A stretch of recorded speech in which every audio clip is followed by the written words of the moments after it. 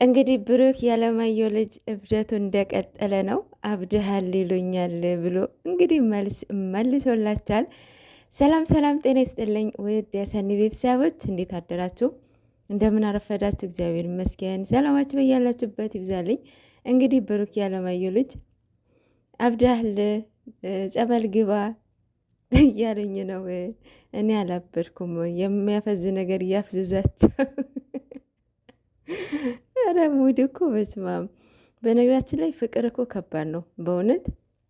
አሁን እነሱ እየታወኑት ያሉት እየሰሩት ያሉት አሁን እንትን ላይ ቲክቶክ ላይ ማለት ነው። እሱ ሌላ ቦታ እሷ ሌላ ቦታ እንደሆኑ ነው።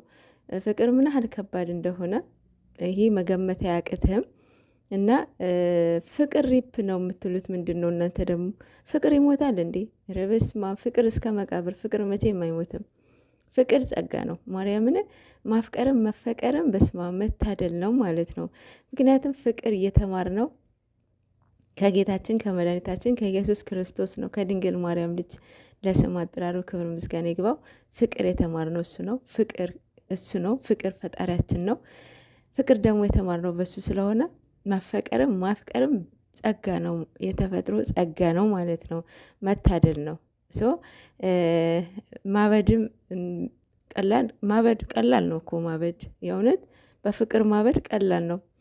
እና ያፈቀሩትን ሰው ደግሞ ማግኘት በጣም ከባድ ነው ማለት ነው። እሷ አሁን አጠገቧን ያለችው አንድ ግቢ ነው ያሉት። የትም አልሄደችም፣ የትም አልሄደም ማለት ነው። ግን እናንተ እንድትማሩበት ነው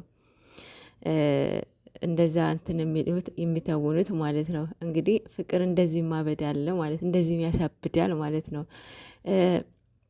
አንድ ቀን በእሷ በፍቅር እንደምታብድ እርግጠኛ ነበርኩኝ እያላችሁም ነበረ።